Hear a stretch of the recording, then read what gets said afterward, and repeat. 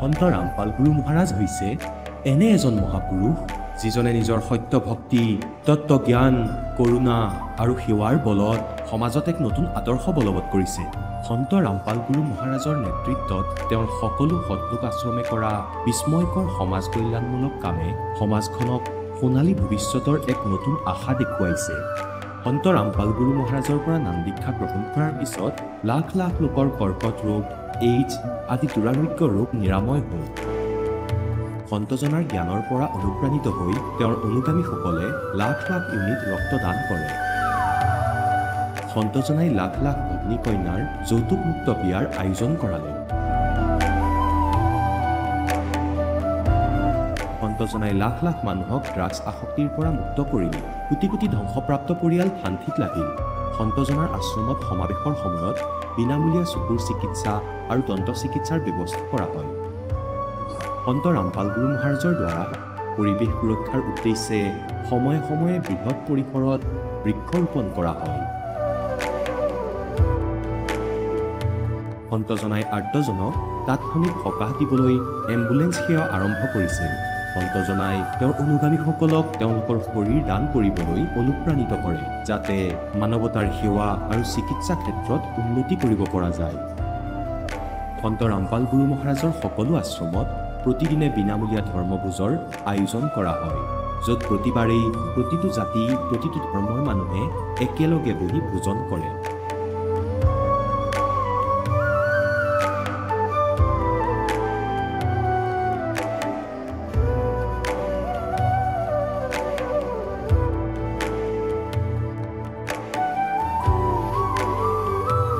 সন্ত ৰামপাল গুৰু মহাৰাজৰ আশ্ৰমত সহস্ৰাধিক বৃদ্ধ বৃদ্ধাই শ্ৰদ্ধা আৰু মৰমেৰে জীৱন যাপন কৰাৰ সুযোগ পায়। তেওঁলোকৰ থকা খোৱাৰ আৰু স্বাস্থ্যৰ সম্পূৰ্ণ দায়িত্ব সন্ত ৰামপাল গুৰু মহাৰাজে বহন কৰে।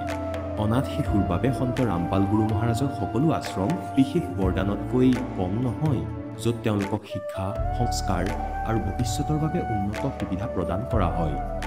বানপানী, ভূঁইকঁপ বা মহামাৰী যিয়েই নহওক, সন্ত ৰামপাল গুৰু মহাৰাজ আৰু তেওঁৰ অনুগামীসকল সদায় আৰ্তজনৰ বাবে আগ্ৰহী হৈ থাকে। কোভিড মহামাৰীৰ সময়ত সন্ত ৰামপাল গুৰু মহাৰাজৰ আশ্ৰমৰ পৰা কোটি কোটি লোকক খাদ্য, ঔষধ আৰু জীৱন ৰক্ষক সামগ্ৰী যোগান ধৰা হৈছিল। দুখীয়াক সকাহ কৰাই হওক বা যিকোনো শোষিত বা নিপীড়িত শ্ৰেণীৰ অধিকাৰ আৰু মৰ্যাদাৰ বাবে যুঁজ দিয়াই হওক, সন্ত ৰামপাল গুৰু মহাৰাজে সদায় তেওঁলোকৰ সকলো ন্যায্য দাবী চৰকাৰৰ ওচৰলৈ লৈ গৈছে আৰু তেওঁলোকক উপযুক্ত ন্যায় প্ৰদানৰ ক্ষেত্ৰত গুৰুত্বপূৰ্ণ ভূমিকা পালন কৰি আহিছে।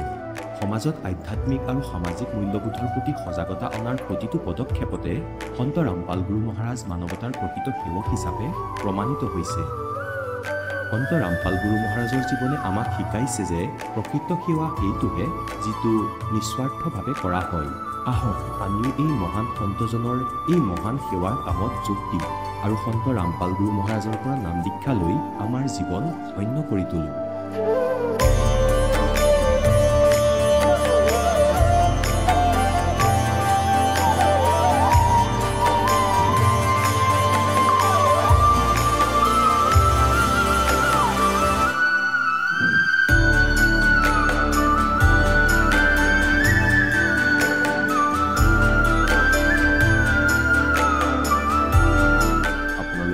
পৰিয়ালৰ সৈতে সৎলোক আশ্ৰমলৈ আন্তৰিকতাৰে আমন্ত্ৰণ জনোৱা হয়।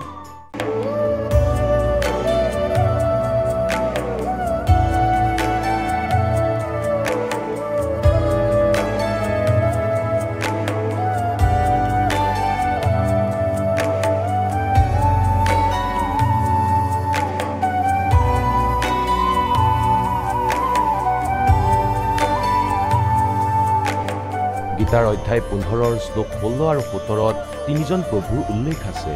এই তিনিজন প্ৰভু কোনজন প্ৰভুৰ শৰণ লোৱাৰ পাছত জন্ম মৃত্যু সমাপ্ত হ'ব পাৰে? তিনিজন প্ৰভুৰ ভিতৰত কোনজন উত্তম পৰমাত্মা? তেওঁ কেনেকুৱা? তেওঁৰ নাম কি? এই সকলোবোৰ গূঢ় ৰহস্য জানিবলৈ নিশ্চয়কৈ শুনিব জগতগুৰু তত্ত্বদৰ্শী সন্ত ৰামপাল গুৰু মহাৰাজৰ মংগল প্ৰবচন, সকলো পবিত্ৰ ধৰ্মৰ পবিত্ৰ শাস্ত্ৰৰ আধাৰত। নমস্কাৰ। নমস্কাৰ। আপোনাৰ শুভ নামটো? সুস্মিতা সূত্ৰধাৰা। আপুনি কোন ঠাইৰ পৰা আহিছে? মই বৰপেটা ডিষ্ট্ৰিক্ট হাউলি অসমৰ পৰা আহিছোঁ। সন্ত ৰামপাল গুৰুমাজৰ পৰা নাম দীক্ষা কেতিয়া লৈছিল? মই 2017 জানুৱাৰী মাহৰ 12 তাৰিখে লৈছিলোঁ।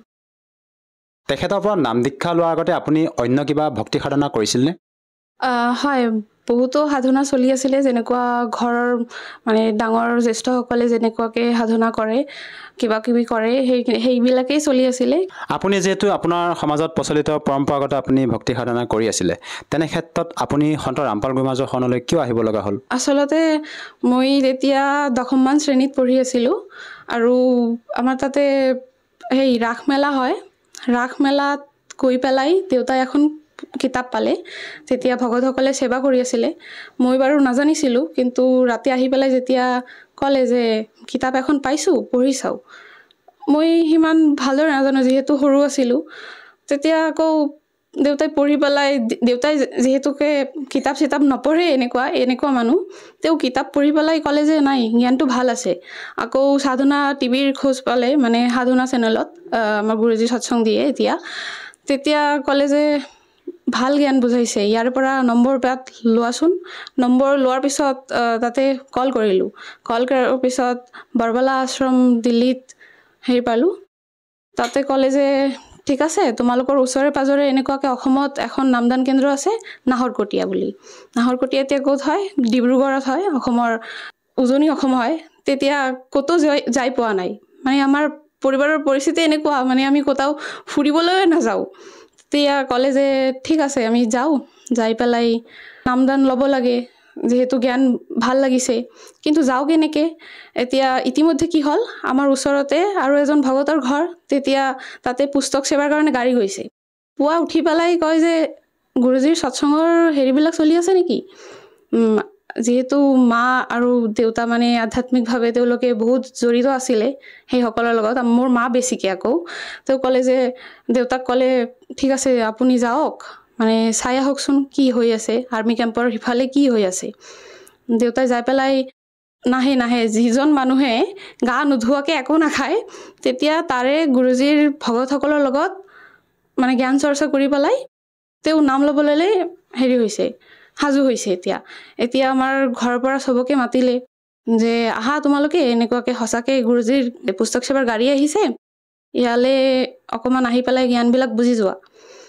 তো গ'লোঁ, চবেই যোৱাৰ পিছত থিৰাং হ'ল যে নামদান ল'ম। এতিয়া কিছু ভগতেও ক'লে যে এনেকুৱাকৈ নামদান ল'লে বহুতো উপকাৰ হয়। তেতিয়া মই বুজি পোৱা নাছিলোঁ, কিন্তু লাহে লাহে যেতিয়া ঘৰত এতিয়া চৰ্চা যদি চলি থাকে, আমিও বুজিবলৈ সক্ষমেই হৈ যাওঁ যে কিবা এটা ভাল হ'বলৈ গৈ আছে। তেতিয়া নাম ল'লোঁ। কিবাকৈ নাম লোৱাৰ পিছত মোৰ বেছি বিশ্বাস নাছিলে, কিয়নো মাক দেউতাকৰ পৰা পাইছিলোঁ, মোৰ নিজা কিবা জ্ঞানে নাই, 10মান শ্ৰেণীৰ ছাত্ৰী হৈ। তেতিয়া নাম লোৱাৰ পিছত মই জোৰ জবৰদস্তিকে মানে একোৱে নিয়ম নামানো, নখপালিচ লগাইছিলোঁ। নখপালিচ লগাই পেলাই বহুতো হৈ গ'লে, মানে মই পৰি গ'লোঁ, মোৰ ভৰি ভাঙিলি না কি হ'লে, মই খোজকাঢ়িব নোৱাৰা হ'লোঁ। তেতিয়া সন্ধিয়া ভগতসকলৰ লগত কথা পতাৰ পিছত দেউতাক ক'লে যে দণ্ডবোধ এটা কৰিবলৈ দিয়া, সৰু হয় এতিয়া একো বুজি নাপায়। মই যাই পেলাই সন্ধিয়া দণ্ডবোধ কৰাৰ লগে লগে মোৰ ভৰিৰ মোচকা খাইছিলে না ভাঙিছিলে না কি হৈছিলে, সেইখিনি ঠিক হৈ গ'ল লগে লগে। আমি শুনিছোঁ যে আপোনালোকৰ গুৰু সন্ত ৰামপাল গুৰুমাজৰ পৰা নাম দীক্ষা লোৱাৰ পিছতে শ্ৰদ্ধালুসকলে বিভিন্ন প্ৰকাৰে লাভ পায়। যিহেতু আপুনি নাম দীক্ষা লোৱাৰ পিছতে আপুনি এটা লাভৰ কথা ব্যক্ত কৰিলে, আপোনাৰ যি ভৰিখন পৰি পেলাই কষ্ট পাইছিলে তাৰ পৰা আপুনি পৰিত্ৰাণ পালে। ইয়াৰ উপৰিও আপুনি অন্য আৰু কিবা লাভ পাইছেনে? হয়, মানে লাভৰ কথা কি কওঁ, মোৰ লগত চমৎকাৰবিলাকেই হৈছে ক'ব লাগে বেছিকৈ, কিয়নো জগত সমাজত যিবিলাক অন্ধবিশ্বাস কুৰীতিবিলাক চলি আছিলে, সেইবিলাক মই সৰুৰে পৰা দেখা পোৱাৰ পিছত মোৰ হৈ গৈছিলে যে এনেকুৱা আৰু জীৱন হয় নেকি, সেনেকুৱা আৰু আকৌ মানে ভক্তি হয় নেকি, য'ত মানে আমি দুদিন পিছে এই বেজৰ পিছত এই কবিৰাজৰ পিছত যাব লাগে, এইবিলাক কিবা ভক্তি হয় নেকি? এইবিলাকতো ভক্তি মাৰ্গৰ কথাই নহয়। পিছত যেতিয়া মাক দেউতাকে নাম দীক্ষা ল'লে, ময়ো নাম দীক্ষা ল'লোঁ। এইবিলাক গোটেইখিনি এৰি পেলাই আমি এইপিনে আহিছিলোঁ। যেতিয়া ঘৰৰ সকলো পৰিবাৰৰ মাজত মানে এনেকুৱা লাগিছিলে যে ক্লাছ 10 পঢ়াৰ পিছত 12 পঢ়াৰ পিছত ছোৱালীজনীক বিয়াহে দিব লাগে, মোৰ দেউতাকৰ মনলৈ আহিলে যে নাই, ছোৱালীক পঢ়াম। মই নিজে ভবা নাছিলোঁ যে মই গুৰুজীৰ নাম দীক্ষা লোৱাৰ পিছত আমাৰ পৰিয়ালত প্ৰথম মানে এনেকুৱা এজন হ'ম যিজনে মাষ্টাৰ্ছ কমপ্লিট কৰিব। তথাপিও এনেকুৱা এখন ছাবজেক্ট লৈ যিটো মানুহে সপোনতো কল্পনা কৰিব নোৱাৰে, কিয়নো মোৰ দেউতা অফিচাৰো নহয়, মোৰ দেউতা কোনো বিষয়ববীয়াও নহয়, এনেকুৱা চৰকাৰী কৰ্মচাৰীও নহয়। মই মাষ্টাৰ্ছ কমপ্লিট কৰিলোঁ। সেইটোকো এখন মানে এটা কাহিনীয়ে, কিয়নো গোটেই যিখিনি বিশ্ববিদ্যালয়ত মই হেৰি কৰিছিলোঁ, এণ্ট্ৰান্স পৰীক্ষা দিছিলোঁ, ৰিজাল্ট মোৰ সফলে সুকলমে মই পাছ কৰিবলৈ সক্ষম হ'লোঁ। এইফালে ৱেষ্ট বেংগলৰ যাদৱপুৰ ইউনিভাৰ্চিটি কওঁ, এইফালে আমাৰ গুৱাহাটী ইউনিভাৰ্চিটি কওঁ, মই CUET পৰীক্ষা দিলোঁ। এনেকুৱা সময়তে মই কাশী হিন্দু বিশ্ববিদ্যালয়ত মই হেৰি কৰিলোঁ, মোৰ নামভৰ্তি কৰিলোঁ। নামভৰ্তি কৰাৰ পিছত তাতে মাষ্টাৰ্ছ কমপ্লিট কৰিলোঁ। মাষ্টাৰ্ছ কমপ্লিট কৰাৰ পিছত মানে আকৌ এটা কি চমৎকাৰ দেখা পালোঁ যে মাষ্টাৰ্ছ কৰি থকাতে মোৰ মানে কিডনীত ষ্ট'ন হ'লে, সেইটো 7.11 mm। তেতিয়া ডাক্তৰসকলে কয় নহয় যে অস্ত্ৰোপচাৰ কৰিব লাগিব, লেপ্ৰচি কৰিব লাগিব, হেৰি হ'ব, 3-4 মাহ ঔষধ খাব লাগিব। সেইখিনি মই জাষ্ট মানে গুৰুজীৰ তাতে চিঠি লিখাৰ পিছতে চিঠি লিখি পেলাই জনালোঁ যে গুৰুজী মোৰ এনেকুৱা হৈছে। মোৰ মানে আকৌ যেতিয়া আহি চেকআপ কৰিলোঁ তেতিয়াই মোৰ গোটেইখিনি শেষ হৈ গ'ল।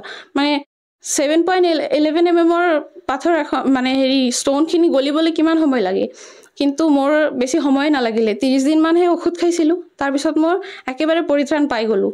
তাৰপিছত আকৌ এটা চমৎকাৰ হ'ল কি, মই নেট পৰীক্ষা মানে আমাৰ শিক্ষিত সমাজে সকলোৱে জানে যে মাষ্টাৰ্ছ কৰাৰ পিছত যদি প্ৰফেচাৰ হ'ব লাগে বা কিবা হ'ব লাগে, তেতিয়া ইউনিভাৰ্চিটিত চাকৰি পাবলৈ হ'লে বা কিবা পাবলৈ হ'লে, PhD এডমিশ্যন ল'বলৈ হ'লে নেটৰ দৰকাৰ হয়।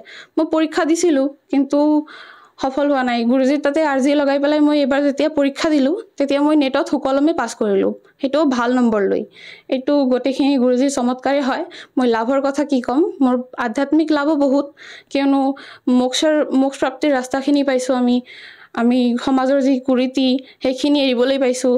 যিহেতু অসমৰ পৰা মই আহিছোঁ, তো অসমত এনেকুৱা কি হয়, উজনি অসম কওঁ বা নামনি অসম কওঁ, তেতিয়া আমাৰ হেৰি হৈ যায় যে এই অন্ধবিশ্বাস, কুৰীতি, ডাইনী প্ৰথা এইবিলাক চলিয়ে থাকে।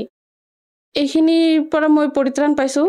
আপুনি যিহেতু জনালে যে আপুনি সন্ত ৰামপাল গুৰুমাজৰ পৰা নাম দীক্ষা লোৱাৰ পিছতে আপুনি শিক্ষাৰ দিশতো বিভিন্ন প্ৰকাৰে লাভ পাইছে, লগতে আপোনাৰ কিডনীত যি পাথৰ থকাৰ কথা ক'লে, আপুনি সেই পাথৰ 7.11 mm যিটো পাথৰ আছিলে, সেই পাথৰটো সন্ত ৰামপাল গুৰুমাজৰ পৰা দীক্ষা লোৱাৰ পিছতে ঠিক হৈছে বুলি আপুনি ব্যক্ত কৰিছে। এইটো কেনেকৈ সম্ভৱ, এজন সন্তৰ পৰা নাম দীক্ষা লোৱাৰ পিছতে এনেধৰণৰ আপুনি লাভ পাবলৈ সক্ষম হৈছে? এতিয়া গুৰু কৰি থাকোঁ, কিন্তু আমি যদি গুৰু ৰূপত যদি ভগৱানক নাপাওঁ, তত্ত্বদৰ্শী সন্ত এজনক নাপাওঁ, তেতিয়াতো সম্ভৱ নহয়। লাভ এই কাৰণেই সম্ভৱ কিয়নো তত্ত্বদৰ্শী সন্ত ৰামপালজী মহাৰাজ বৰ্তমান সময়ত পৃথিৱীৰ একমাত্ৰ গুৰু হয়, যিয়ে সকলো সৎগ্ৰন্থৰ আধাৰিত আমাক শাস্ত্ৰ প্ৰমাণিত ভক্তি দিয়ে, যাৰ জৰিয়তে আমাৰ নাম দীক্ষা লোৱাৰ লগে লগে যিখিনি মন্ত্ৰ জপ কৰিবলৈ দিয়ে সেইখিনিও শাস্ত্ৰ সন্মতিত, আৰু যাৰ জৰিয়তে আমাৰ গোটেইখিনি ইমান ভগত সমাজে আৰু লগতে ময়ো ইমানখিনি লাভ পাবলৈ সক্ষম হৈছোঁ। যিহেতু আপুনি এগৰাকী শিক্ষিত যুৱতী, সেই হিচাপে মই আপোনাৰ পৰা আৰু এষাৰ কথা জানিব বিচাৰিছোঁ। তেখেতৰ বিভিন্ন ছ'চিয়েল মিডিয়া প্লেটফৰ্মত আমি ভক্তসকলে যেতিয়া অনুভৱ চাওঁ, তেওঁলোকে মত ব্যক্ত কৰে যে তেওঁৰ পৰা নাম দীক্ষা লোৱাৰ পিছতে বিভিন্নজনে নিচাৰ পৰা পৰিত্ৰাণ পাব পাৰিছে, লগতে সমাজ কল্যাণমূলক বিভিন্ন তেওঁ সেৱা আগবঢ়াই আছে। এই ক্ষেত্ৰত আপুনি কি ক'ব বিচাৰে, সন্ত ৰামপাল গুৰুমাজে মানৱ সেৱাত কেনেধৰণৰ অৱদান আগবঢ়াইছে? আচলতে ইমানখিনি অন্ধশ্ৰদ্ধা আৰু কুৰীতি, কুসংস্কাৰবিলাক আমাৰ সমাজত বিয়পি আছে, যিখিনি একমাত্ৰ শাস্ত্ৰসন্মত ভক্তিৰ অৱদান আগবঢ়াই হওক বা আমাৰ ভকতসকলৰ সমাজৰ যিখিনি সেৱাৰ দ্বাৰা গুৰুজীয়ে বা সন্ত ৰামপালজী মহাৰাজে হেৰি কৰিছে, এইখিনি একমাত্ৰ তেওঁৰ কাৰণেই সম্ভৱ। সন্ত ৰামপালজী মহাৰাজৰ একমাত্ৰ আকৌ উদ্দেশ্য হৈছে যে সমাজৰ পৰা এই নিচা আৰু কুৰীতিবিলাক, কুব্যাধিসমূহ সম্পূৰ্ণৰূপে দূৰীকৰণ কৰা আৰু এখন পবিত্ৰ আৰু নিৰ্মল সমাজৰ গঠন কৰা। আপুনি এগৰাকী শিক্ষিত যুৱতী, সেই হিচাপে মই আপোনাৰ পৰা আৰু এষাৰ কথা জানিব বিচাৰিছোঁ। আপোনালোকৰ গুৰু সন্ত ৰামপাল গুৰুমাজৰ যি ভক্তি বিধি সাধনা আৰু লগতে আমাৰ সমাজত প্ৰচলিত ধৰ্মগুৰুসকলে যি ভক্তি বিধি আমাক প্ৰদান কৰি আছে, তেওঁলোকৰ যি ভক্তিবিধি, ইয়াৰ মাজত আপুনি কেনেধৰণৰ পাৰ্থক্য বিচাৰি পাইছে? প্ৰথম পাৰ্থক্যটো এয়াই যে সমাজত প্ৰচলিত যিসকল গুৰু বা কথাবাচক হয়, তেওঁলোকে শাস্ত্ৰসন্মত বিধি নকয়। সেইখিনি নোকোৱাকৈ তেওঁলোকে লোকবেদ দন্তকথা অনুসৰিহে আমাক চলিবলৈ এটা গাইড দিয়ে যে এনেকুৱাকৈ কৰিব লাগিব, তেনেকুৱাকৈ কৰিব লাগিব, এনেকুৱা কৰিলে নহ'ব, তেনেকুৱা কৰিলে নহ'ব। কিন্তু সন্ত ৰামপালজী মহাৰাজে সকলো শাস্ত্ৰ প্ৰমাণিত জ্ঞানহে দিয়ে, যাৰ অধীনত আমি বহুতোখিনি লাভ পাবলৈ সক্ষম হওঁ। যিদৰে মই শিক্ষা সমাজৰ লগত জড়িত, তেওঁলোকে কি কৰে যে বিশ্ববিদ্যালয় হওক বা বিদ্যালয়ত হওক, তেতিয়া বহুতোখিনি জ্ঞান দিয়ে যিখিনি একমাত্ৰ কিতাপৰ আধাৰিতহে, গ্ৰন্থ আধাৰিতহে জ্ঞান দিয়ে, যাৰ ফলতে আমি পৰীক্ষাত উত্তীৰ্ণ হ'ব পাৰোঁ। আৰু যেতিয়া আমি আউট অফ চিলেবাছ গৈ পেলাই যদি পঢ়োঁ, বিনা গ্ৰন্থে যদি পঢ়োঁ, এজন শিক্ষকে যদি শিকায়, তেতিয়া গোটেইখিনি চিলেবাছ খেলমেল হৈ যাব আৰু আমি পৰীক্ষাত পাছেই কৰিব নোৱাৰিম। এনেকুৱা হৈছে যে সন্ত ৰামপালজী মহাৰাজ হৈছে আমাৰ মুখ্য শিক্ষক, যিয়ে আমাক শাস্ত্ৰ বা গ্ৰন্থ অনুসৰিহে, পবিত্ৰ গ্ৰন্থসমূহৰ পৰা জ্ঞান উলিয়াই আমাক এটা ভক্তিৰ মাৰ্গ দেখাইছে। আৰু আন গুৰুসকলে আউট অফ চিলেবাছ গৈ পেলাইহে আমাক জ্ঞান দিয়ে, যাৰ ফলত তেওঁলোকৰ অধীনত থকা সময়ত যেতিয়া আমি ভক্তিসমূহ কৰিছিলোঁ, লাভ পাবলৈ সক্ষম হোৱা নাছিলোঁ। কিন্তু সন্ত ৰামপালজী মহাৰাজৰ শৰণাগত হৈ আমি বহুতো ধৰণৰ আধ্যাত্মিক হওক, শাৰীৰিক হওক, মই শিক্ষাৰ দিশত হওক, বহুতোখিনি লাভ পাবলৈ সক্ষম হৈছোঁ। আপোনাৰ পৰা আৰু এটা কথা জানিব বিচাৰিছোঁ, যিহেতু আমাৰ ভাৰতবৰ্ষত লাখৰ তুলনাত আধ্যাত্মিক গুৰু আছে, তেনে ক্ষেত্ৰত আমি এজন প্ৰকৃত সৎগুৰুক কেনেকৈ নিৰ্ণয় কৰিম? প্ৰকৃত সৎগুৰুৰ নিৰ্ণয় কৰিবলৈ হ'লে আমি প্ৰথমতে নিজৰ শাস্ত্ৰতে চাব লাগিব। শাস্ত্ৰমতে যিজনে জ্ঞান দিব পাৰিব তেওঁৱেই প্ৰকৃত সৎগুৰু হ'ব। আৰু গীতাত যিহেতুকে উল্লেখ আছে যে ওলোটাকৈ ওলমি থকা সংসাৰৰূপী বৃক্ষৰ যিজনে ঠিকদৰে বুজাই দিব পাৰিব, তেওঁৱেই হ'ব তত্ত্বদৰ্শী সন্ত। এইখিনি গীতাৰ অধ্যায় নম্বৰ 15 1 পৰা 4 নম্বৰ শ্লোকতে লিখা আছে যে ওলোটাকৈ ওলমি থকা বৃক্ষৰ যিজনে সম্পূৰ্ণখিনি বুজাই দিছে বা বুজাব পাৰিব, তেওঁৱে একমাত্ৰ সন্ত হ'ব। কিন্তু বৰ্তমান সময়ত যিখিনি গুৰু আছে বা যিখিনি কথাবাচক আছে, তেওঁলোকৰ মাজত কোনেও এইখিনি বুজাই দিব পৰা নাই। কিন্তু সন্ত ৰামপালজী মহাৰাজে একমাত্ৰ গুৰু, যিজনে এইখিনি জ্ঞান আমাক বুজাই দিবলৈ সক্ষম হৈছে। আপুনি যিহেতু সন্ত ৰামপাল মহাৰাজৰ পৰা নাম দীক্ষা লোৱাৰ পিছতে আপুনি বিভিন্ন প্ৰকাৰে লাভ পালে, আপুনি নিজে অনুভৱ দাঙি ধৰিলে যে আপোনাৰ যি কিডনীত পাথৰ আছিলে তাৰ পৰা পৰিত্ৰাণ পাইছে, লগতে আপুনি শিক্ষাৰ দিশতে বিভিন্ন প্ৰকাৰে লাভ পাইছে। যিসকল দৰ্শকে আজি আপোনাক টিভি স্ক্ৰীণত প্ৰত্যক্ষ কৰি আছে, তেওঁলোকক আপুনি কি বাৰ্তা দিব বিচাৰে যাতে তেওঁলোকেও আপোনাৰ দৰেই উপকৃত হ'ব পাৰে? বাৰ্তানো মই কি দিম, মই হাতযোৰ কৰি অনুৰোধহে কৰিব পাৰিম যে যিখিনি কিতাপ সন্ত ৰামপালজী মহাৰাজে লিখিছে, জ্ঞান গংগা, জিনিকিৰা, এইখিনি পঢ়ি পেলাই আমিও শাস্ত্ৰসন্মত জ্ঞান পাবলৈ সক্ষম হৈছোঁ। তাৰ দ্বাৰা আমি বিভিন্নভাৱে লাভকৃতও হৈছোঁ। আপোনালোকেও সেই কিতাপখিনি পঢ়ি জ্ঞান বুজক আৰু নাম দীক্ষা ল'বলৈ আগ্ৰহী হওক, যাতে আপোনালোকেও মোৰ দৰে বিভিন্ন লাভ গ্ৰহণ কৰিব পাৰে। যদিহে কোনো লোকে সন্ত ৰামপাল মহাৰাজৰ পৰা নাম দীক্ষা ল'ব বিচাৰে, কেনেকৈ ল'ব পাৰিব? সন্ত ৰামপালজী মহাৰাজৰ পৰা নাম দীক্ষা লোৱাটো একেবাৰে সহজ। বৰ্তমান যেতিয়া আমাৰ হাতত ফোন আছে, ঘৰত টিভিও চলি থাকে, বিভিন্ন ছ'চিয়েল মিডিয়া প্লেটফৰ্মত আমি নিজৰ একাউণ্টো বনাই ৰাখিছোঁ, তেতিয়া এই বৰ্তমান সময়ত আমি যদি চাৰ্চ কৰি দিওঁ যে সন্ত ৰামপালজী মহাৰাজ, তেতিয়া কি হ'ব যে সন্ত ৰামপালজী মহাৰাজৰ নানান বিষয়ত সৎসং আছে আৰু কিছুমান তাতে নম্বৰবিলাকো চলি থাকে। সেই নম্বৰ যিকোনো এটাতে আপুনি যদি কল কৰি দিয়ে, আপোনাৰ একেবাৰে নিকটৱৰ্তী এখন নামদান কেন্দ্ৰৰ সন্ধান পাব পাৰিব আৰু তাৰে পৰা আপুনি বিনামূলীয়াকৈ নামদান ল'ব পাৰিব। ধন্যবাদ থাকিল। সৎ চাহেব। এতিয়া জগতগুৰু তত্ত্বদৰ্শী সন্ত ৰামপাল গুৰু মহাৰাজৰ সৎসংগৰ মাধ্যমেৰে সেই অদ্বিতীয় আধ্যাত্মিক জ্ঞানৰ বিষয়ে জানি লওঁ, যাৰ মাধ্যমেৰে আপোনালোকেও প্ৰাপ্ত কৰিব পাৰিব এনেকুৱা আধ্যাত্মিক, মানসিক আৰু ভৌতিক সুখ, যি এতিয়ালৈকে কেৱল আপোনালোকে মীৰাবাই, ধ্ৰুৱ, প্ৰহ্লাদ আদি কেইজনমান ভক্তৰ জীৱন কথাতহে শুনিছে।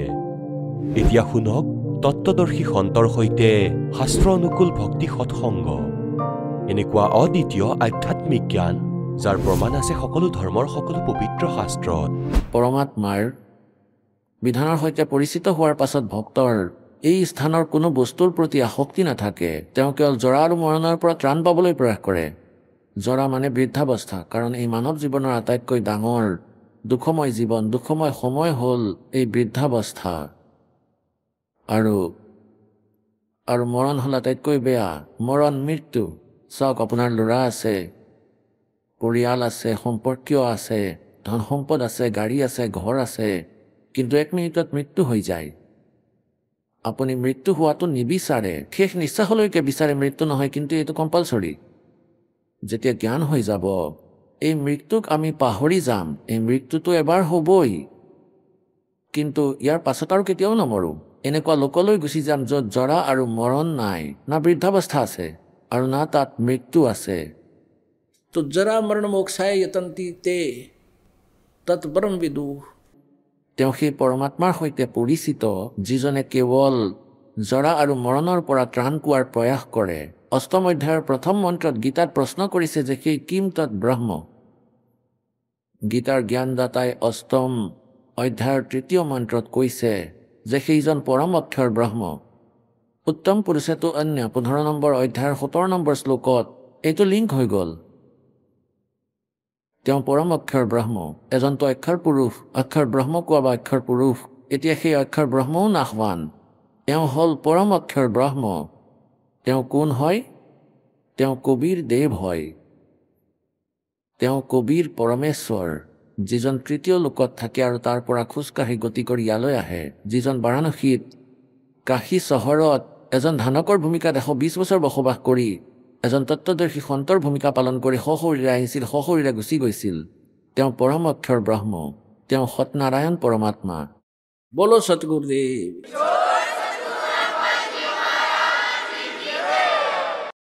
পৰম পিতা পৰমেশ্বৰ পূৰ্ণ ব্ৰহ্ম কবিৰ দেৱ, মুক্তিদাতা কবিৰ পৰমেশ্বৰ দেৱৰ অসীম কৃপাৰে আপোনালোক সকলো পুণ্যাত্মাই পৰমাত্মাৰ মহিমা শুনি আছে।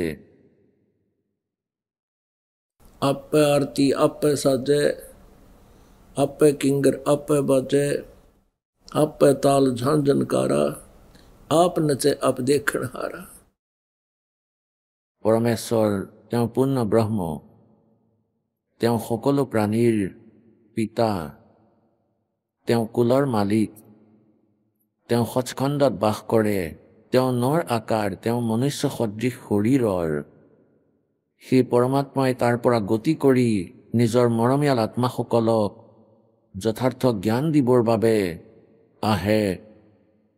আৰু কাল ভগৱানে, যাক ব্ৰহ্ম বুলিও কোৱা হয়, যাক বেদে ব্ৰহ্ম বুলি কৈছে, সেয়া কাল, তেওঁক জ্যোতি নিৰঞ্জন বুলিও কোৱা হয়, ক্ষৰ পুৰুষ বুলিও কোৱা হয়। ক্ষৰ পুৰুষ 21 ব্ৰহ্মাণ্ডৰ স্বামী ব্ৰহ্মা বিষ্ণু মহেশ্বৰ, এই ক্ষৰ পুৰুষৰ, এই কালৰূপী ব্ৰহ্মৰ পুত্ৰ। দুৰ্গা এওঁলোকৰ ব্ৰহ্মা বিষ্ণু মহেশ্বৰৰ মাতা। আৰু এই আটাইকেইজনে মিলি আমাক পৰমেশ্বৰৰ মৰমৰ আত্মাসকলক ইয়াত কালৰ জালত আবদ্ধ কৰি থৈছে। পৰমেশ্বৰে কৈছে, बंदी छोड़ हमारा नामम, अदर अमर है अस्थिर ठामम। কবিৰ দেৱে, কবিৰ চাহেবে নিজৰ মৰমৰ আত্মাসকলক নিজৰ জ্ঞান দিবলৈ স্বয়ং নিজেই আহে। পৰমেশ্বৰ কবিৰ দেৱে আমাক পৰমাত্মাৰ ভক্তিৰ এটা বিধান বনাই দিছিলে। এই কালক, এই ব্ৰহ্ম ক্ষৰ পুৰুষক এই 5খন বেদ দিছিলে প্ৰভুৱে, পৰমেশ্বৰে, যে তুমি মোৰ মৰমৰ আত্মাসকলক এই ভক্তিবিধি সম্পৰ্কে কৈ দিবা। কিন্তু এওঁ আমাৰ সৈতে কি খেলিমেলি কৰিলে, কিমান প্ৰবঞ্চনা কৰিলে। এই কাল ভগৱানে 4খন বেদ আমাক দি দিলে, ঋগ্বেদ, যজুৰ্বেদ, সামবেদ আৰু অথৰ্ববেদ। কিন্তু সূক্ষ্ম বেদ লুকুৱাই দিলে, যাৰ ভিতৰত পূৰ্ণ পৰমেশ্বৰক পোৱাৰ, সেই পৰমেশ্বৰৰ সম্পূৰ্ণ পৰিচয়, তেওঁৰ মন্ত্ৰৰ বিধি, জপ কৰাৰ বিধি তাত বিদ্যমান আছিল। আজি আপোনালোকে পুৱাৰ সৎসংগত শুনিছিলে যে 4ৰ্থ অধ্যায়ৰ 32 নম্বৰ শ্লোকত কোৱা হৈছে, সেই সচিদানন্দ ঘনব্ৰহ্মৰ বাণীত ব্ৰহ্মণে মুখে অতি বিস্তাৰ সহকাৰে সৎ সাধনাৰ বৰ্ণনা কৰা আছে। আৰু ইয়াক জনাৰ পাছত আপোনালোক সকলো কৰ্মবন্ধনৰ পৰা মুক্ত হৈ যাব, পূৰ্ণ মুক্তি প্ৰাপ্ত কৰিব। সেয়া হ'ল তত্ত্ব জ্ঞান। এয়া সচিদানন্দ ঘন ব্ৰহ্মৰ বাণী, এয়া কবিৰ বাণী। আপোনালোকে ঋগ্বেদ মণ্ডল নম্বৰ 9 সূক্ত নম্বৰ 96 মন্ত্ৰ 1ৰ পৰা 20লৈকে 21লৈকে দেখিছে, পঢ়িছে। তাত স্পষ্টকৈ লিখা আছে যে সেই পৰমেশ্বৰৰ নাম কবিৰ দেৱ হয়। কবিৰ দেৱ, আমি তেওঁক কবিৰ চাহেব বুলি কওঁ। আৰু তেওঁ কবিৰ বাণীৰ জৰিয়তে নিজ মহিমা লোকোক্তিৰ মাধ্যমেৰে, দোহাৱলীৰ মাধ্যমেৰে, কবিতাৰ মাধ্যমেৰে শুনায়। আৰু তেওঁ অমৰ পৰমাত্মা কবিৰ দেৱ। গতিকে পুণ্যাত্মাসকল, শ্ৰীমদ ভাগৱত গীতাৰ অধ্যায় নম্বৰ 4 শ্লোক নম্বৰ 32 সেই কবিৰ বাণীৰ বিষয়ে কোৱা হৈছে যে সেই ব্ৰহ্মণে মুখে, ব্ৰহ্মণে মানে সচিদানন্দ ঘন ব্ৰহ্ম অৰ্থাৎ পৰমক্ষৰ ব্ৰহ্ম, মুখে মানে তেওঁৰ মুখ কমলেৰে উচ্চাৰিত সেই জ্ঞানত কবিৰ বাণীত বিস্তাৰিতভাৱে কোৱা হৈছে। গীতাৰ অধ্যায় নম্বৰ 4 শ্লোক নম্বৰ 34 কোৱা হৈছে যে সেই জ্ঞানৰ বিষয়ে তুমি তত্ত্বদৰ্শী সন্তৰ ওচৰলৈ গৈ বুজি লোৱা, আৰু তেওঁ তোমাক সেই অমৰ পৰমেশ্বৰ সৎনাৰায়ণ ভগৱানৰ, সৎনাৰায়ণৰ কথা শুনাব, যথাৰ্থ জ্ঞান দিব। গতিকে সেয়া সচিদানন্দ ঘন ব্ৰহ্মৰ বাণী, কবিৰ বাণীত সেই যথাৰ্থ জ্ঞান আছে। ইয়াক সূক্ষ্ম বেদ বুলিও কোৱা হয়। এয়া কাল ভগৱানে ব্ৰহ্মই গুপ্ত কৰি পেলাইছিলে, লুকুৱাই থৈছিলে। সেই জ্ঞান প্ৰদান কৰিবলৈ পৰমাত্মা সৎলোকৰ পৰা ইয়াত কালৰ লোকলৈ আহে, নিজৰ সেই মৰমীয়াল আত্মাসকলক যথাৰ্থ জ্ঞান দিবলৈ। এতিয়া কাল ভগৱানে কি কৰিলে যে এই গোটেই ওলোটা জ্ঞান নিজৰ দূতক অৰ্থাৎ বাৰ্তা প্ৰেৰণ কৰা সকলৰ মাধ্যমেৰে ওলোটা জ্ঞান প্ৰচাৰ কৰি দিলে। চাৰিও বেদত বৰ্ণিত বিধিৰে এনে তিনিও বেদ ভক্তিৰ কাৰণে, অথৰ্ববেদ যি হয় ইয়াত বিজ্ঞান কাণ্ড বেছিকৈ আছে, যজুৰ্বেদ, ঋগ্বেদ আৰু সামবেদ, এই তিনিও বেদতে যিবোৰ ভক্তিৰ বিধি বৰ্ণিত কৰা আছে, ইয়াৰ দ্বাৰা পৰমাত্মা প্ৰাপ্তি নহয়। যজুৰ্বেদ অধ্যায় নম্বৰ 40 মন্ত্ৰ নম্বৰ 15 কোৱা হৈছে যে ओम करतो समर केलवे समर करतोम समर। ওম নামৰ জপ কাম কৰি কৰি স্মৰণ কৰিব পাৰা, বিশেষ অনুভূতিৰে স্মৰণ কৰা। মনুষ্য জীৱনৰ প্ৰথম কৰ্তব্য মানি সাধনা কৰক। तो बस्मांतम शरीरम, যেতিয়া তোমাৰ শৰীৰ এৰি যাব, শৰীৰৰ অন্ত পৰিব, তেতিয়া সেই অমৰত্ব প্ৰাপ্ত হ'ব তোমাৰ, যি ওম নামেৰে হ'ব পাৰে। শ্ৰীমদ ভাগৱত গীতা অধ্যায় নম্বৰ 8 শ্লোক নম্বৰ 13 কোৱা হৈছে ओम इति एकाक्षरम ब्रह्म व्यवहारण मामम समरण ये परियाति तजम देहम सयाति परमाम गतिम। মাম ব্ৰহ্ম, মই ব্ৰহ্মৰ কেৱল এটা ওম আখৰ আছে, আৰু যিয়ে শৰীৰ ত্যাগ কৰাৰ সময়ত স্মৰণ কৰি কৰি এই শৰীৰ ত্যাগ কৰি যায়, তেওঁৰ পৰম গতি প্ৰাপ্ত হয়। অৰ্থাৎ ওম নামৰ পৰা যি লাভ হয় সেইবোৰ প্ৰাপ্ত হয়। শ্ৰীমদ ভাগৱত গীতাৰ অধ্যায় নম্বৰ 11 শ্লোক নম্বৰ 32 তেওঁ স্বয়ং কৈছে যে মই কাল আৰু সকলোকে খাবৰ কাৰণে আহিছোঁ। গীতাৰ অধ্যায় নম্বৰ 11 শ্লোক 21 অৰ্জুনে ক'লে, পৰমাত্মা আপুনিতো এই সিদ্ধসকলকো খাই আছে, এই দেৱতাসকলকো খাই আছে, ঋষিসকলৰ সমুদায় আপোনাৰ আগত হাতযোৰ কৰি কিয় হৈ আছে যে মংগল হওক, মাফ কৰক, ক্ষমা কৰক, আপুনিতো তেওঁলোককো খাই আছে। তেতিয়া 11 নং অধ্যায়ৰ 32 নম্বৰ শ্লোকত কৈছে যে মইতো কাল হওঁ, সকলোকে খাবলৈ প্ৰবৃত্ত হৈছোঁ। শ্ৰীকৃষ্ণ কাল নাছিল, কাৰণ তেওঁ প্ৰথমতেতো তাত তেওঁৰ লগতে আছিলে, তেওঁ অৰ্জুনৰ ৰিলেটিভছ আছিলে। সেই কালে শ্ৰীকৃষ্ণত প্ৰৱেশ কৰি তেওঁ গীতাৰ জ্ঞানৰ বিষয়ে ক'লে। শ্ৰীমদ ভাগৱত গীতাৰ অধ্যায় নম্বৰ 11 শ্লোক নম্বৰ 46 অৰ্জুনে কৈছে যে হে সহস্ৰা বাহু, অৰ্থাৎ 1000 বাহু থকা ভগৱান, আপুনি আপোনাৰ সেই চতুৰ্ভুজ ৰূপত আহক। কাৰণ শ্ৰীকৃষ্ণটো বিষ্ণুৰ অৱতাৰ আছিলে, আৰু বিষ্ণুদেৱৰ ৰূপত তেওঁ কেইবাবাৰো শ্ৰীকৃষ্ণক দেখিছিলে। সেই অৰ্জুনে ক'লে, হে ভগৱান, যেতিয়া কালে দেখুৱালে 1000 হাত, 1000 মুখ আৰু 1000 এনেকুৱা চকু, তেতিয়া ক'লে যে হে সহস্ৰ বাহু 1000 বাহু থকা প্ৰভু আপুনি সেই চতুৰ্ভুজ ৰূপত আহক। এতিয়া গীতা অধ্যায় নম্বৰ 11 শ্লোক 47-48 ক'লে যে অৰ্জুন এইটো মোৰ যিটো ৰূপ সেইটো বাস্তৱিক ৰূপ হয়, মই কাল হওঁ আৰু মোৰ প্ৰাপ্তি মোৰ এই ৰূপৰ দৰ্শন যিটো মোৰ অৰিজিনেল ৰূপ হয়। ইয়াৰ যিজন ভগৱান ব্ৰহ্ম হয় তেওঁৰ প্ৰাপ্তিৰ বিষয়ে ক'লে যে মোৰ দৰ্শন যি মই এতিয়া তোমাক মোৰ দৰ্শন দিছোঁ, মোৰ দৰ্শন মোৰ সাক্ষাৎকাৰ নহয়। এই যি বেদত বৰ্ণিত বিধিৰে না কোনো জপৰ মাধ্যমেৰে তপৰ মাধ্যমেৰে না কোনো ক্ৰিয়াৰ মাধ্যমেৰে একোৰেই সম্ভৱ নহয়। ইতি সিদ্ধম পুণ্যাত্মাসকল ইতি সিদ্ধম যে বেদত বৰ্ণিত বিধিৰে প্ৰভু প্ৰাপ্তি নহয়। ইয়াৰে বেলেগ লাভ হৈ যায়, যেনেকৈ হঠযোগ কৰিলে সিদ্ধি হয়, ওম নামৰ জপ কৰিলে ব্ৰহ্মলোক প্ৰাপ্ত হয়। গীতাৰ অধ্যায় নম্বৰ 8 শ্লোক নম্বৰ 16 কৈছে যে ব্ৰহ্মলোক পৰ্যন্ত এই সকলোৱেই পুনৰাবৃত্তি হয়, অৰ্থাৎ সকলো ব্ৰহ্মলোকলৈকে যোৱা প্ৰাণীৰ সকলোৰে পুনৰ জন্ম মৃত্যু হয়, পূৰ্ণ মুক্তি নহয়। পুণ্যাত্মাসকল, গীতা জ্ঞানদাতাই অধ্যায় নম্বৰ 4 শ্লোক নম্বৰ 5 আৰু 9 কৈছে অৰ্জুন তোমাৰ আৰু মোৰ বহুবাৰ জন্ম হৈ গ'ল, তুমি নাজানা কিন্তু মই জানো। মোৰ জন্ম আৰু কৰ্ম দিব্য। শ্ৰীমদ ভাগৱত গীতা অধ্যায় নম্বৰ 2 শ্লোক 12 কৈছে যে অৰ্জুন তোমাৰ আৰু মোৰ বহুবাৰ জন্ম হৈ গ'ল, আগতেও হৈছিলে আগলৈও হ'ব। এইটো নাভাবিবা যে আমি বৰ্তমানত আছো। শ্ৰীমদ ভাগৱত গীতা অধ্যায় নম্বৰ 10 শ্লোক নম্বৰ 2 এই গীতা জ্ঞানদাতা কালে কৈ আছে যে মোৰ জন্মৰ বিষয়ে ঋষি দেৱতাই নাজানে, কাৰণ এই সকলোৰে জন্ম মোৰ পৰাই হৈছে। ইয়াৰে সিদ্ধ হ'ল যে গীতা জ্ঞানদাতাৰ জন্মটো হৈছে যিয়ে শ্ৰীকৃষ্ণত প্ৰৱেশ কৰি কৈ আছে,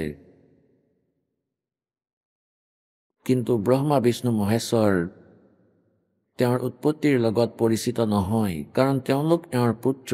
এতিয়া যেনেকৈ পিতৃৰ ডেট অফ বাৰ্থ সন্তানে জানিব নোৱাৰে, ককা দেউতাই ক'ব পাৰিব।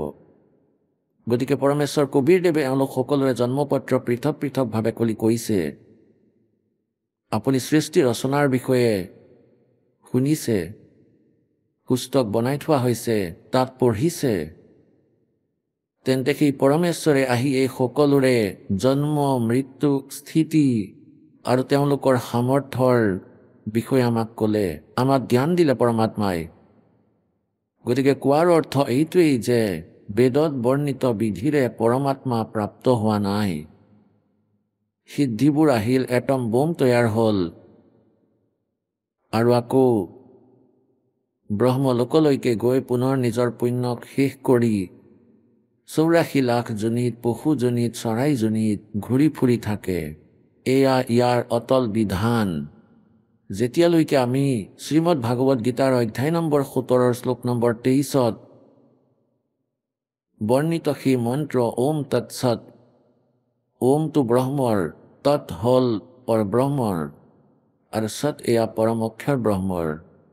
তৎ আৰু সৎ এয়া সাংকেতিক হয়, ওম ডাইৰেক্ট হয় ব্ৰহ্মৰ, আৰু তৎ এয়া সাংকেতিক আৰু সৎ এয়াও সাংকেতিক। এই বিষয়ে দাসে ক'ব, আৰু দাসৰ বাহিৰে এই মন্ত্ৰৰ দান কৰাৰো কাৰো অধিকাৰ নাই। এয়া কেৱল মাত্ৰ এই দাসেহে প্ৰদান কৰিব পাৰে। এয়া পৰমাত্মাৰ আদেশ। আৰু এই দাসৰ পৰা নাম প্ৰাপ্ত কৰি কোনো পাপী আত্মাই স্বয়ং গুৰু হৈ নাম প্ৰদান কৰে, তেনেহ'লে সেয়া ডুপ্লিকেট গুৰু। সিহঁতৰ পৰা বাচি থাকিবা, সিহঁতে নিজৰ জীৱন ব্যৰ্থ কৰি আছে, কাৰণ পৰমাত্মাৰ সৈতে প্ৰবঞ্চনা কৰি আছে, সিহঁতে কালৰ দূতৰ কাম কৰি আছে। তেওঁলোকৰ পৰা সাৱধান। আৰু কালে আমাৰ সৈতে কেনেধৰণৰ অত্যাচাৰ কৰি আছে যে এই কালে আমাক এনেকুৱা সাধনা দি দিছে ব্ৰহ্মই নিজৰ নকলি গুৰু ঋষি মহৰ্ষিৰ দ্বাৰা, মণ্ডলেশ্বৰৰ দ্বাৰা, আৰু তেওঁলোকে যেনেকুৱা সাধনা কৰিছিলে তাৰ যোগেদি প্ৰভু প্ৰাপ্তি নহয়। ফলত সকলোৱে নিজৰ নিজৰ মতামত কৈ দিলে। যে পৰমাত্মা নিৰাকাৰ আৰু কালে প্ৰতিজ্ঞা কৰিছিলে যে মই কেতিয়াও কাকো দৰ্শন নিদিওঁ। গীতাৰ অধ্যায় নম্বৰ 7 শ্লোক 24 আৰু 25 যে এই মূৰ্খ জনসমুদায়ে মোক মনুষ্য সদৃশ ভাৱে শ্ৰীকৃষ্ণ ৰূপত দেখি আছে, মই কৃষ্ণ নহয়, আৰু এওঁলোক মোৰ নিকৃষ্ট অনুত্তম মোৰ এই নিকৃষ্ট নিয়মৰ সৈতে পৰিচিত নহয় যে মই কেতিয়াও কাৰো সন্মুখত প্ৰকট নহওঁ, মই কাকো দৰ্শন নিদিওঁ। তেওঁ প্ৰতিজ্ঞা কৰিছিলে যে মই কেতিয়াও নিজৰ বাস্তৱিক ৰূপত কাকো দৰ্শন নিদিওঁ। গতিকে পুণ্যাত্মাসকল, যাৰ ফলত প্ৰত্যেক প্ৰাণীয়ে প্ৰত্যেক মানুহে সেই লোকবেদৰ আধাৰত ইয়াক ফাইনেল বুলি মানি ল'লে যে গড ইজ ফৰ্মলেছ, পৰমাত্মা। মই বিষ্ণুদেৱৰ পূজা কৰিছিলোঁ, শ্ৰীকৃষ্ণক ইষ্ট ৰূপত মানিছিলোঁ, ভগৱান শিৱক বিশেষ আদৰেৰে পূজা কৰিছিলোঁ, আৰু তেতিয়াও কোনোৱে কৈছিলে যে মই ধ্যান কৰোঁ। কোনোৱে সুধিছিলে আপুনি কি দেখা পায়? কেৱল প্ৰকাশ আৰু প্ৰকাশ দেখা পাওঁ। ভগৱান কেনেকুৱা? ভগৱান নিৰাকাৰ। তেনেহ'লে বিষ্ণুদেৱ কি হয়? শ্ৰী বিষ্ণুদেৱৰ আমি মূৰ্তি নিৰ্মাণ কৰিছিলোঁ, তেওঁক পূজা কৰিছিলোঁ, তেওঁক ইষ্ট বুলি মানিছিলোঁ, আৰু তথাপিও কৈছিলোঁ যে গড ইজ ফৰ্মলেছ, ভগৱান নিৰাকাৰ। গতিকে এয়া আছিল এখন লোকবেদ আছিলে। परमेश्वर कबीर जी कहते हैं कि खोजत खोजत था किया, अंत कहा बेचून। প্ৰয়াস কৰি কৰি ক্লান্ত হৈ পৰিল, কিন্তু দৰ্শন পোৱা নাই, কাৰণ তেওঁলোকৰ ৱে অফ ৱৰ্শ্বিপ ভুল আছিল, তেওঁলোকৰ পূজাৰ বিধি সঠিক নাছিল। সেইকাৰণে পৰমাত্মাৰ দৰ্শন নাই পোৱা, আৰু সকলোৱে নিজৰ এটাই সিদ্ধান্ত ফাইনেল কৰি ল'লে যে পৰমাত্মা নিৰাকাৰ। এতিয়া কালে এই চলনা কৰিলে যে হয়তো পৰমাত্মাও আহিব পাৰে নিজৰ মৰমৰ আত্মাবোৰৰ বাবে, আৰু তেওঁ আহি ক'ব আই এম গড, মই ভগৱান। তেতিয়া কোনেও নুশুনিব। তেওঁ শিল মাৰিব, পাথৰ মাৰিব, সিহঁতে ক'ব গড, পৰমাত্মা নিৰাকাৰ। মুছলমান ধৰ্মত যদি কোনোৱে কয় যে পৰমাত্মা সাকাৰ হয় বুলি, তেওঁ শাস্তি পোৱাৰ যোগ্য। পুণ্যাত্মাসকল, এনেদৰেই খ্ৰীষ্টান ধৰ্মতো ঈশ্বৰক সাকাৰ বুলি গণ্য কৰা নহয়, কেৱল ঈশ্বৰৰ দূতক বিশ্বাস কৰে, দেৱতাসকলক, দূতসকলক। একেধৰণেই মুছলমান ধৰ্মতো, ঠিক তেনেকৈ হিন্দু ধৰ্মতো পৰমাত্মাক নিৰাকাৰ বুলিয়েই কৈ থকা হৈছিলে।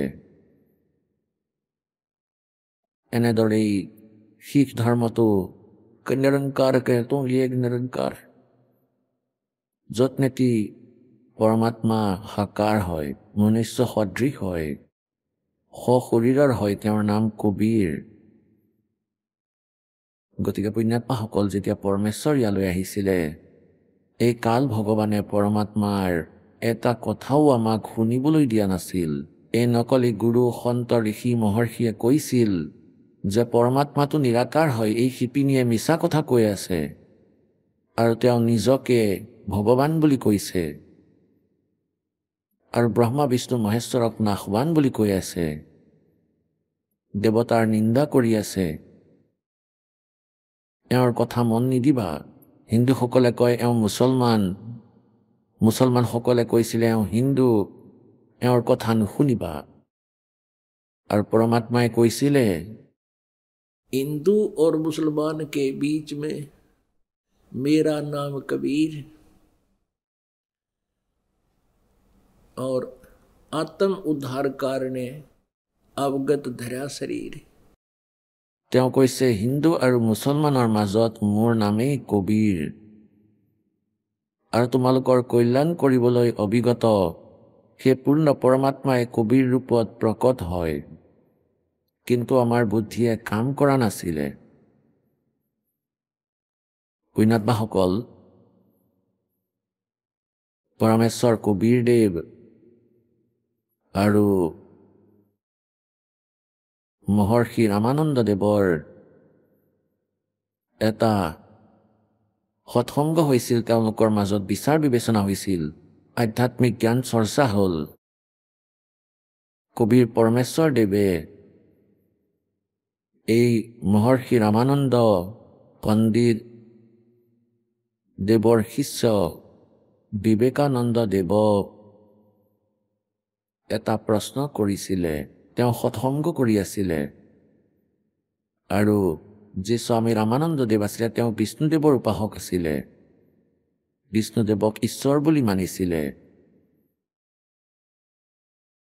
বিবেকানন্দদেৱে সৎসংগ কৰি আছিলে, শ শ শ্ৰদ্ধালু প্ৰেমেৰে শ্ৰদ্ধা সহকাৰে সৎসংগ শুনি আছিলে। তেওঁ কৈ আছিলে যে শ্ৰী বিষ্ণুদেৱ তেওঁ অজৰ অমৰ হয়, তেওঁৰ কোনো মাতা পিতা নাই, তেওঁ সৰ্বেশ্বৰ মহেশ্বৰ সকলোৰে মালিক, তেওঁৱেই পূজাৰ যোগ্য, সৰ্বসুখ প্ৰদানকাৰী ভগৱান, তেওঁৰ কোনো জন্ম মৃত্যু নহয়, তেওঁৱেই ব্ৰহ্মা ৰূপত উৎপত্তি কৰে আৰু বিষ্ণু ৰূপে তেওঁ স্থিতি কৰে আৰু শিৱ ৰূপে সংহাৰ কৰে। তেওঁ অজৰ অমৰ দীঘল দীঘল কাহিনী শুনাইছিলে। তেওঁৱেই শ্ৰীকৃষ্ণ ৰূপে আৱিৰ্ভাৱ হৈছিল, তেওঁৱেই শ্ৰীৰামচন্দ্ৰ ৰূপত আৱিৰ্ভাৱ হৈছিল, এনেকুৱা বহুত কাহিনী শুনালে। তেতিয়া পৰমেশ্বৰ কবিৰ দেৱে থিয় হৈ প্ৰশ্ন কৰিলে যে স্বামীদেৱ, আপুনি কৈছে যে শ্ৰী বিষ্ণুদেৱৰ কোনো মাতা পিতা নাই আৰু মই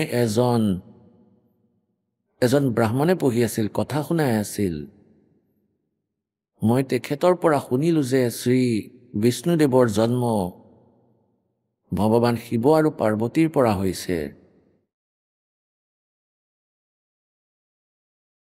শিৱপুৰাণ ৰুদ্ৰ সংহিতা অধ্যায় নম্বৰ 6 আৰু 7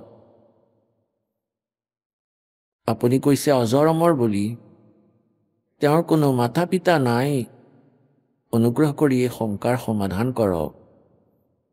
और ये भी बताइए कि कौन ब्रह्मा का पिता है, कौन विष्णु की माँ, शंकर का दादा कौन है, हमको दे बता। আৰু যেতিয়াই তেওঁ শিৱপুৰাণ মেলি চালে তাত পোনপটীয়াভাৱে লিখা আছে যে সদাশিৱ আৰু দুৰ্গাৰ মিলনৰ ফলত বিষ্ণুদেৱৰ জন্ম হৈছিল, তেওঁৰ নাম বিষ্ণু ৰখা হৈছিল। এতিয়া সদগ্ৰন্থবোৰ সংস্কৃতত লিখা আছিল, শিৱপুৰাণো সংস্কৃত ভাষাত লিখা আছিল। তেওঁ পঢ়িছিলে, জানিলে আৰু বুজিলে, কিন্তু অভিমানবশতঃ এই বিষয়টোক নিজৰ মান সন্মানৰ প্ৰশ্ন কৰি তুলিলে। এই অকৰ্মণ্যহঁতে পৰাজয় মানি ল'ব লাগিছিলে, স্বীকাৰ কৰি ল'ব লাগিছিলে যে তুমি ঠিক কৈ আছা বোপাই, ঠিক আছে ভগৱান বুলি নামানা, কিন্তু 5 বছৰীয়া বালক বুলিতো মানি লোৱা। তেওঁ 5 বছৰৰ আয়ুসৰ আছিল, লীলাময় কবিৰ পৰমেশ্বৰৰ দেখুৱাই আছিল তেওঁ, কাৰণ তেওঁ প্ৰত্যেক যুগত এজন শিশুৰ ৰূপ ধাৰণ কৰি সৎলোকৰ পৰা সশৰীৰেৰে আহে, এজন বালকৰ ৰূপ ধাৰণ কৰি প্ৰকট হয়, লাহে লাহে লীলাময় হৈ তেওঁ ডাঙৰ হয়। গতিকে সেই সময়ত 5 বছৰ আয়ুসৰ আছিল, কিন্তু অভিমানবশতঃ তেওঁৰ কথা নামানিলে। শিৱপুৰাণ আপোনালোকক দেখুৱাই আছোঁ। এতিয়া পুণ্যাত্মাসকল, এইখন সেই সৎগ্ৰন্থ যিখন 1000 বছৰ পূৰ্বে লিপিবদ্ধ হৈছিল শ্ৰী বেদ ব্যাসদেৱৰ দ্বাৰা, আৰু এই ব্ৰাহ্মণ ঋষি মহৰ্ষি মণ্ডলেশ্বৰে এই পুথি পঢ়ি আছে, কিন্তু এতিয়ালৈকে আমাৰ লগত ক্লিয়াৰ কৰিব পৰা নাই যে ব্ৰহ্মা বিষ্ণু মহেশ্বৰ তেওঁলোক কি স্থিতিত আছে। তেওঁলোকক সৰ্বেশ্বৰ মহেশ্বৰ সৰ্বশক্তিমান বুলি কয়, তেওঁলোকৰ কোনো মাতা পিতা নাই বুলি। আৰু আগতে দেৱী ভাগৱত দেখুৱাওঁ, তেওঁলোকে নিজে স্বীকাৰ কৰিছে যে আমি নাশৱান।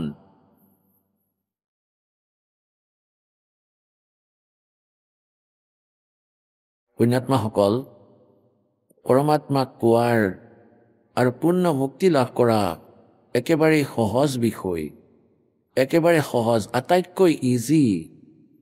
2খন ৰুটিৰ যোগাৰ কৰাও কঠিন হয়, কিন্তু মুক্তি একেবাৰেই সহজ। কঠিন বিষয়টো হ'ল যে আমি বিশ্বাস কৰিব লাগিব আমি যি সাধনা কৰি আছোঁ এয়া আমাৰ সঠিক, কাৰণ শাস্ত্ৰবিধি ত্যাগ কৰি যিয়ে মনৰ মতে পূজা কৰে গীতাৰ অধ্যায় নম্বৰ 16 শ্লোক 23 অনুসৰি তেওঁলোকৰ নাতো কোনো গতি হয়, না কোনো সুখ হয়, না কোনো সিদ্ধি হয়, ইউজলেছ। এই দাসৰ উদ্দেশ্য হ'ল আপোনালোকক একেবাৰে পৰিপক্ক কৰি তোলো যে আমি যি সাধনা কৰি আছোঁ এয়া ফাইনেল হয়। তাৰোপৰি এনেকুৱা এটা পদ্ধতি আছে, এনেকুৱা ধন দি দিছে পৰমাত্মাই, শ্বাস প্ৰশ্বাসৰ স্মৰণ, এটা উশাহৰ মূল্যও ইমান বেছি হয় যাৰ বৰ্ণনা কৰিব নোৱাৰি। আৰু ইয়াক যিকোনো ব্যক্তিয়েই কৰিব পাৰে, শ্ৰমিকেও কৰিব পাৰে, মহাজন শেঠ ধনীয়েও কৰিব পাৰে, ৰজায়ো কৰিব পাৰে, প্ৰজায়ো কৰিব পাৰে আৰু অতি সহজতেই কৰিব পাৰে।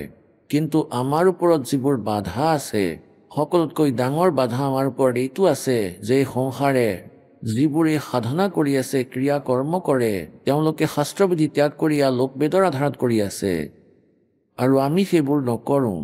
যদি আমি সেইবোৰ কৰোঁ তেনেহ'লে আমাৰ নাম খণ্ড হৈ যাব, বিধি ভংগ হৈ যাব, আমি ফাউল হৈ যাম আৰু ফাউল হ'লে গেমত আমি পৰাজিত হ'ম। গতিকে আমি যেনেকৈ সীতাক এডাল ৰেখা টানি দিয়া হৈছিলে যে ইয়াৰ বাহিৰলৈ নাযাবা, তেতিয়া সুৰক্ষিত থাকিবা। তেতিয়া ৰাৱণ আহিছিল ভিক্ষা খুজিবলৈ, সীতাই ভাবিলে যে কিনো হ'ব, ৰেখাৰ পৰা দুখোজ বাহিৰত গৈ যদি এই সাধুজনক আটা দি দিওঁ। যেতিয়াই বাহিৰলৈ গ'ল তেতিয়া কিমান সংকট পাৰ্চেজ কৰি ল'লে, কিমান সংকটক আঁকোৱালি লৈ ল'লে। এনেকুৱাই এই কাল হয়। পৰমাত্মাই যি ৰেখা টানি ৰাখিছে নিয়মৰ, ইয়াক ভংগ নকৰিবা, সপোনতো ভংগ হ'বলৈ নিদিবা। সপোনতো কোৱাৰ ভাৱ এইটোৱে যে সপোনত ভংগ হ'বও পাৰে, একো অসুবিধা নাই। যেনেকৈ এজন ভক্ত আহিছিলে, মই কেতিয়াও বিড়ি নাখাওঁ কিন্তু মই সপোনত বিড়ি খাইছিলোঁ নাম লোৱাৰ পিছত। গতিকে সপোনত ভংগ নহয়। মোৰ কোৱাৰ উদ্দেশ্য হ'ল যে এই নিয়মক অতি সাৱধানে পালন কৰিবা, তেতিয়াহে আপুনি অতি সহজতে সফল হৈ যাব। গতিকে সমগ্ৰ সংসাৰ সমাজ এই ৰমতে ৰঙীন হৈ আছে। আমাৰ এটা পৰিয়ালত এজন দুজন সদস্যই উপদেশ লয়, বাকী সকলো সেই ৰমতেই থাকে। লাহে লাহে গাড়ী লাইনত আহি যায়, কিন্তু সময় লাগে। গতিকে তেতিয়ালৈকে আমি কেতিয়াও এনেকৈয়ে টনাজোৰা লাগি আছে আৰু কালৰ এয়া জাল যে এওঁৰ নাম খণ্ড হৈ যাওঁ, তেতিয়া মই ইয়াক নিজেই চাই ল'ম। परमेश्वर कहते हैं अनंत कोटबाजी जहां हमने रचे सकल ब्रह्मांड और कह कबीर मैं के करूं यू काल करे जीव खंड। এতিয়া পৰমাত্মাই কৈছে, মই ইমান সমৰ্থবান, সমগ্ৰ ব্ৰহ্মাণ্ডৰ ৰচনা মই কৰিছিলোঁ, মই সকলো ৰচিছোঁ, মই সকলো কৰিব পাৰোঁ, কিন্তু আমি এটা নিয়মত বান্ধ খাই গৈছোঁ। পৰমাত্মাই এটা বচন দিছিলে ইয়াক, এই কালক। কালে কৈছিলে ব্ৰহ্মই যে হে প্ৰভু, যদি আপোনাৰ জ্ঞানত আধাৰিত থাকে, আপোনাৰ মৰ্যাদাত থাকে, তেন্তে আপোনাৰ, আৰু যদি আপোনাৰ মৰ্যাদাত নাথাকে তেন্তে সেইজন মোৰ হ'ব। तो परमेश्वर कहते हैं जब तक हंसा हमरी आना और काल लगे नी तेरा बाना। যেতিয়ালৈকে মোৰ মৰ্যাদাত ভক্ত থাকিব, সন্ত থাকিব, মোৰ সাধক থাকিব, আমাৰ আইন কানুনত মৰ্যাদাত, তেতিয়ালৈকে কালৰ এটেক হ'ব নোৱাৰে। গতিকে কালে পোনপ্ৰথমে এয়াই কাম কৰে, ভক্তৰ নাম খণ্ডন কৰাৰ চেষ্টা কৰে। আৰু যেতিয়াই কানেকশ্যন কাটি যায়, আপুনি ঘৰত বিদ্যুতৰ কানেকশ্যন লৈছে, ফেনো চলি আছে, টিউবলাইটো জ্বলি আছে, এচিও চলি আছে, সকলো কাম হৈ আছে, আৰু যেতিয়া কানেকশ্যন কাটি যায় যিকোনো কাৰণত, তেতিয়া সকলো সুবিধা বন্ধ হৈ যাব। ঠিক একেদৰে এবাৰ যদি পৰমাত্মাৰ পৰা আপোনাৰ নাম খণ্ডন হৈ যায়, তেতিয়া আপোনাৰ ওচৰত পৰমাত্মাৰ পাৱাৰ নাহিব, আপোনাৰ কাৰ্য সম্পন্ন নহ'ব। আৰু কালে বহুত চেষ্টা কৰে, কিন্তু वही बात है जो गुरु वचन पर डट गए कट गए फंद 84 के। গুৰুৰ বচন অতি অৱশ্যেই পালন কৰিব লাগিব। যদি ভক্তি বিচাৰা, তেন্তে কোৱাৰ ভাৱ এইটোৱেই যে পৰমাত্মাক কোৱা অতিকৈ সহজ। और नाम उठत नाम बैठत नाम सोवत जागवे नाम खाते नाम पीते नाम से ती लागवे। সকলো সদগ্ৰন্থই একেটাই কৈ আছে। গীতাটো গীতাৰ জ্ঞানদাতাই ব্ৰহ্মই কৈ আছে যে অৰ্জুন, তুমি যুদ্ধও কৰা আৰু প্ৰতি সময়ত মোৰ স্মৰণো কৰা। এয়াই সূক্ষ্মবেদত কৈছে যে कि नाम उठत नाम बैठत नाम सोवत जागवे नाम खाते नाम पीते नाम से ती लागवे। যেতিয়াই জালত ফচিবা 5-6 বাৰ স্মৰণ কৰিবা, আৰু এটা শ্বাস প্ৰশ্বাসৰ স্মৰণৰ অৰ্থাৎ এবাৰ সৎনামৰ বিধি অনুসৰি সাধনা কৰিলে বহু ফল পোৱা যায়। सतनाम पालड़ रंगोरी हो।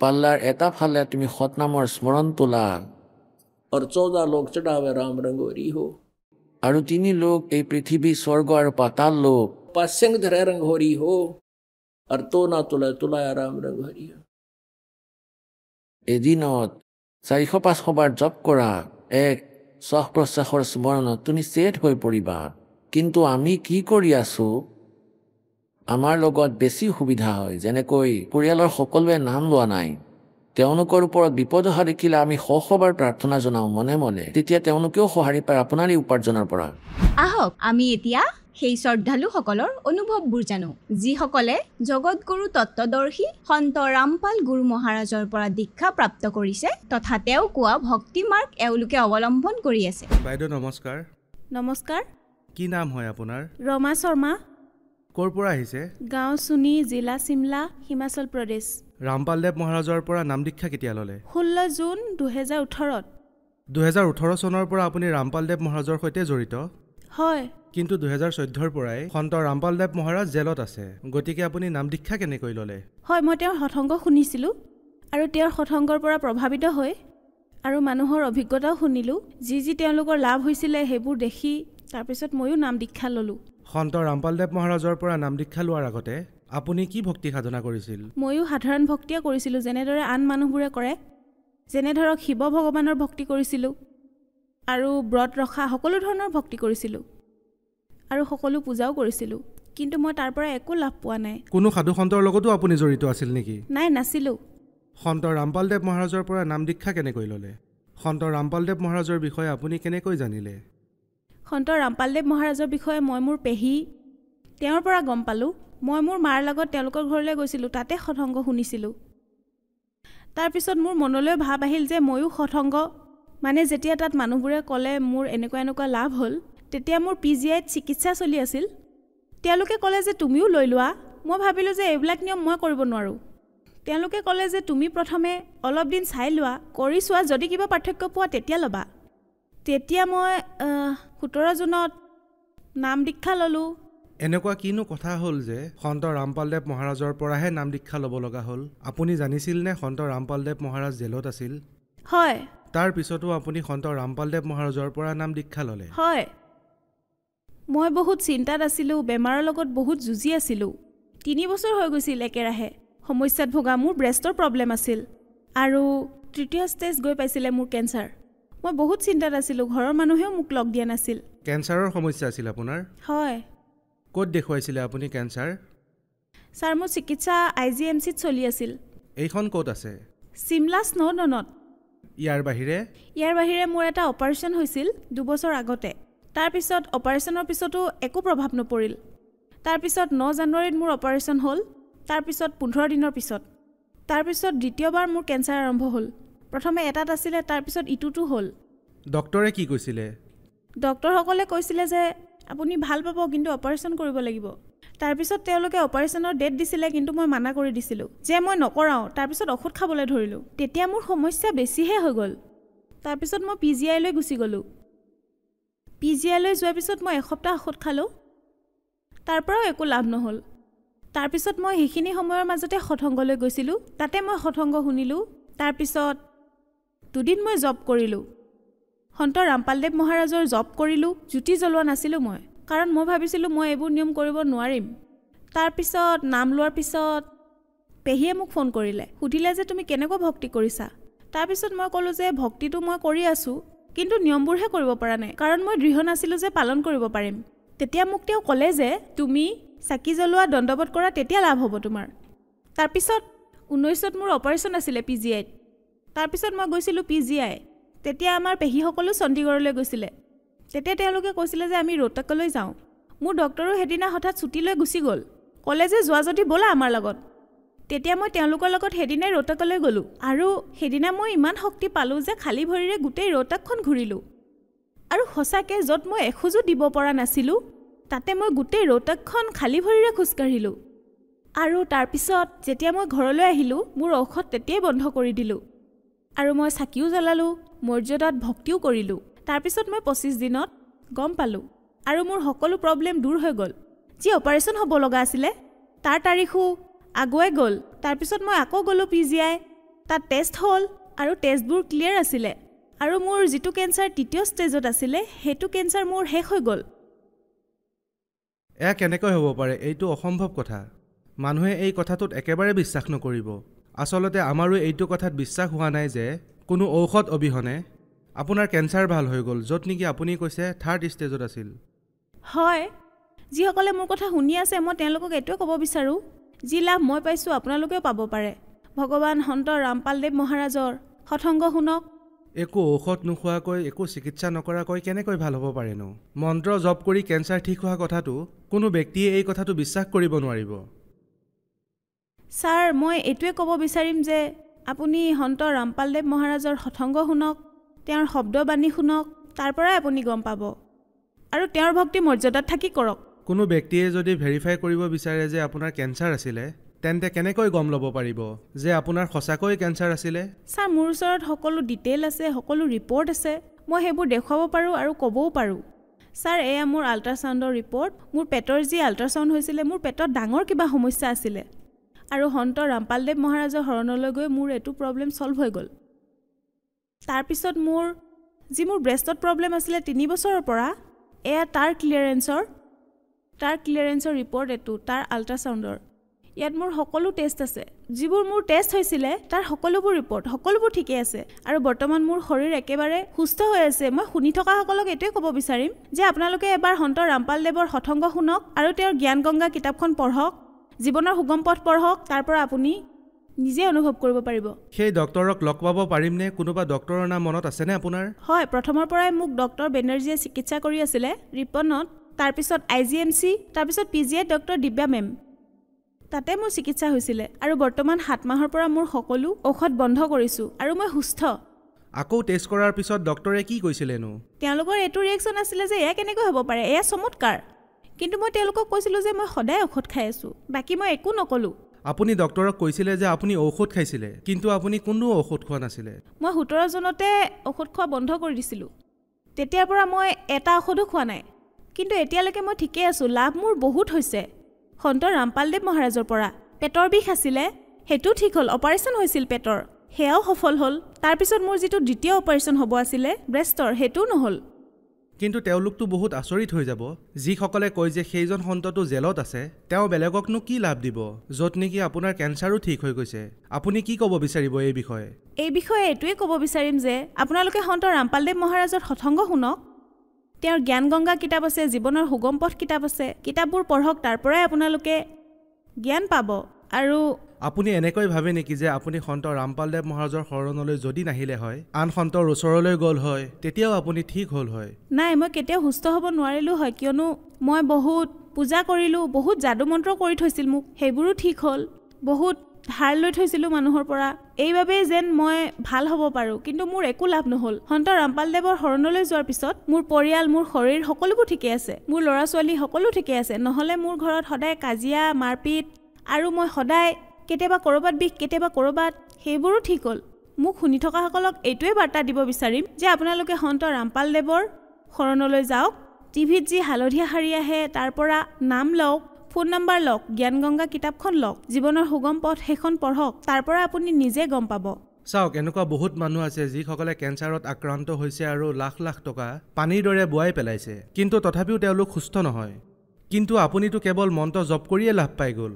আপুনি সেইসকল মানুহক কি ক'ব বিচাৰিব যিসকল এতিয়াও কেঞ্চাৰত আক্ৰান্ত? মই তেওঁলোকক এইটোৱে বাৰ্তা দিব বিচাৰিম যে আপোনালোকে সঁচা ভক্তি কৰক, সৎসংগ শুনক, গুৰু সন্ত ৰামপালদেৱ মহাৰাজৰ শব্দবাণী শুনক, তাৰ পৰাই আপুনি লাভ পাব। ময়ো 2 দিন সঁচা মনেৰে শব্দ উচ্চাৰণ কৰিছিলোঁ, তাৰ পৰাই মই 25 দিনৰ ভিতৰত লাভ পালোঁ। শেষত মই আপোনাক এইটো সুধিব বিচাৰিম যে আপোনাৰ কি সন্ত ৰামপালদেৱ মহাৰাজৰ ওপৰত সিমানেই বিশ্বাস আছে? হয়, এতিয়া মোৰ বেছিহে বিশ্বাস আহিছে, কাৰণ এতিয়া মোৰ গোটেই শৰীৰ ঠিক হৈ গ'ল। 7 মাহ আগতে মোৰ স্থিতি এনেকুৱা আছিলে যে 3 মাহ মই একেৰাহে বিচনাত পৰি আছিলোঁ, আনকি মই কামলৈ যাবও পৰা নাছিলোঁ। যেতিয়াৰ পৰা মই নাম দীক্ষা ল'লোঁ তেতিয়াৰ পৰা মই আকৌ কামলৈ যাবলৈ আৰম্ভ কৰিলোঁ। এতিয়া মই সকলো প্ৰকাৰে, আগতে মই খানাও বনাব পৰা নাছিলোঁ, একো কৰিব পৰা নাছিলোঁ, কিন্তু এতিয়া সকলো কাম কৰিব পাৰোঁ আৰু যাবলৈও যাওঁ। হয়,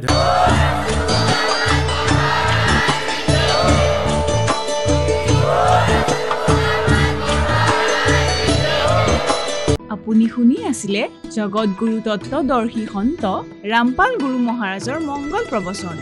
অধিক জানিবৰ বাবে ভিজিট কৰক www.jagatgururampalji.org। সন্ত ৰামপাল গুৰু মহাৰাজৰ শুভ আশীৰ্বাদত সমগ্ৰ বিশ্বতে 500তকৈ অধিক নাম দীক্ষা কেন্দ্ৰ আছে, য'ত সন্ত ৰামপাল গুৰু মহাৰাজৰ দ্বাৰা বিনামূলীয়াকৈ নাম দীক্ষা দি থকা হৈছে। আপোনাৰ ওচৰৰ নাম দীক্ষা কেন্দ্ৰৰ ঠিকনা জানিবলৈ সম্পৰ্ক কৰক 7082208528।